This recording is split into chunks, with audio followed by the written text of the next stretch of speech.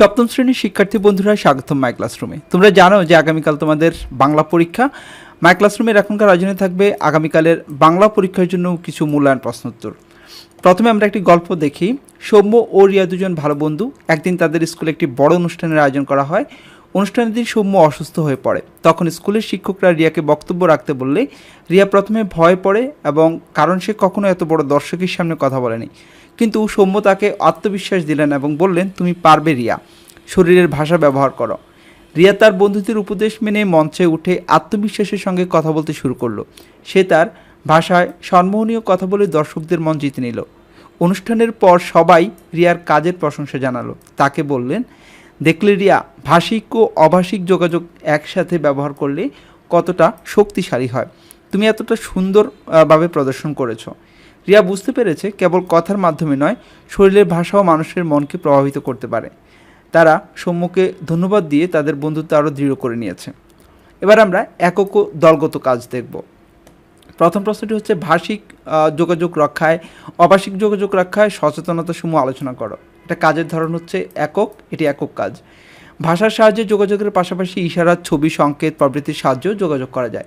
আর এই পদ্ধতিকে অভাষিক যোগাযোগ বলা হয়। অভাষিক যোগাযোগের কয়েকটি মাধ্যম হলো শারীরিক অঙ্গভঙ্গি, হাতের ইশারা, চোখের ইশারা, সংকেত প্রভৃতি। এসব মাধ্যমে যোগাযোগ রক্ষা করা যায়। তবে এক্ষেত্রে অবশ্যই সচেতন থাকতে হবে যেন কোনো প্রকার অশালীন অঙ্গভঙ্গি করা না হয়। হাত ও চোখের ইশারায়ও যেন শালীনতা বজায় থাকে, সেদিকে সতর্ক থাকতে হবে। ছবি সংকেতের ক্ষেত্রেও সচেতনতা ও সতর্কতা অবলম্বন করতে হবে। অর্থাৎ ভাষিক যোগাযোগের পাশাপাশি অভাষিক যোগাযোগের ক্ষেত্রেও সর্বোচ্চ সচেতনতা অবলম্বন করতে হবে। এ ছিল অভাষিক যোগাযোগের রক্ষায় সচেতনতা সমূহ। পরের প্রশ্নটি হচ্ছে, ভাষিক ও অভাষিক যোগাযোগের মাধ্যমগুলোর তালিকা দাও। আমরা কিছু তালিকা এখানে তৈরি করেছি। ভাষিক যোগাযোগের মাধ্যম: কথা বা শব্দ শোনা, ফোনে আলাপ করা, রেডিও শোনা, টেলিভিশন দেখা, সংকেত ভাষা। আর অভাষিক যোগাযোগের মাধ্যম হচ্ছে কথা বলা, ফোনে বার্তা পাঠানো, বই পড়া, কাগজে লেখা বা কম্পিউটারে টাইপ করা, ইশারা ভাষা বা ব্রেল পদ্ধতি। এবার 3 নম্বর কাজটি, এটি দলগত কাজ। তোমাদের বাড়ির চারপাশে দৈনন্দিন জীবন চর্চা করা এমন কয়েকটি অভাষিক যোগাযোগের উদাহরণ দাও। এগুলো হচ্ছে যেমন বাক প্রতিবন্ধী আমার এক বন্ধুর সাথে অঙ্গভঙ্গির মাধ্যমে যোগাযোগ, এটি অভাষিক যোগাযোগ।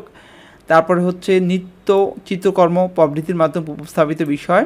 রাস্তা পারাপারের সময় ট্রাফিক সিগন্যাল, বাতির রং দেখে আমরা রাস্তা চলাচলের বিষয় জানতে পারি ও বুঝতে পারি। মাথা নাড়িয়ে হ্যাঁ না সূচক মনোভাবের প্রকাশ করা, আমার এক আত্মীয়ের ইশারা ভাষা ব্যবহার করা।